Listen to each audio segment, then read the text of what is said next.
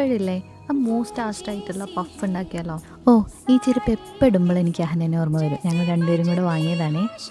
അപ്പോൾ ഇൻഗ്രീഡിയൻസ്, അതിന് fresh spinach വേണം. അപ്പോൾ നമ്മൾ പറമ്പിലോട്ട് ഇറങ്ങി, പറമ്പിലാണല്ലോ ഫ്രഷ് ഉള്ളത്. ഈ വേൾഡ്സ് ലാർജസ്റ്റ് സ്പിനാച്ചിന് വല്ല റെക്കോർഡുണ്ടെങ്കിൽ ഞാൻ അയച്ചു കൊടുക്കായിരുന്നു. ഞാൻ എന്ത് ചെയ്തിട്ടാണെന്ന് അറിയില്ല, അത് നന്നായി വളരുന്നുണ്ട്. നിങ്ങളിങ്ങനെ ആരുടെയെങ്കിലും കൂടെ ട്വിന്നിങ് ചെയ്യാറുണ്ടോ? എനിക്ക് ഭയങ്കര ഇഷ്ടമാണ് കേട്ടോ. ഇപ്പം ഇങ്ങനെ ആലോചിക്കുമ്പോൾ ആ സാധനങ്ങളൊക്കെ എടുക്കുമ്പോൾ അവരെ ഭയങ്കരമായിട്ട് മിസ് ചെയ്യും. അങ്ങനെ ഒരാളാണ് അഹന. ഇത് കേൾക്കുമ്പോൾ ഞാൻ എപ്പോഴും ട്വിന്നിങ് ചെയ്യുന്ന ഒരാൾക്ക് കുശുമ്പ് വരാൻ സാധ്യതയുണ്ട്. അതാണെന്ന് നിങ്ങൾക്കറിയാലോ, my sister. So next comes prepping.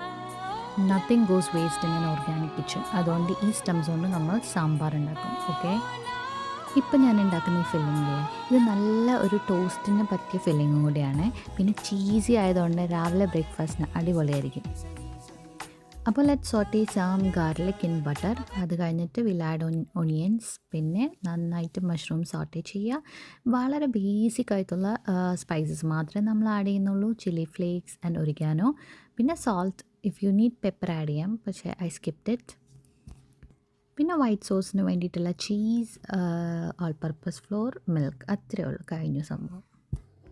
Believe me, ഇത് നല്ല ഒരു അടിപൊളി വെജിറ്റബിൾ പപ്സ് ആണേ.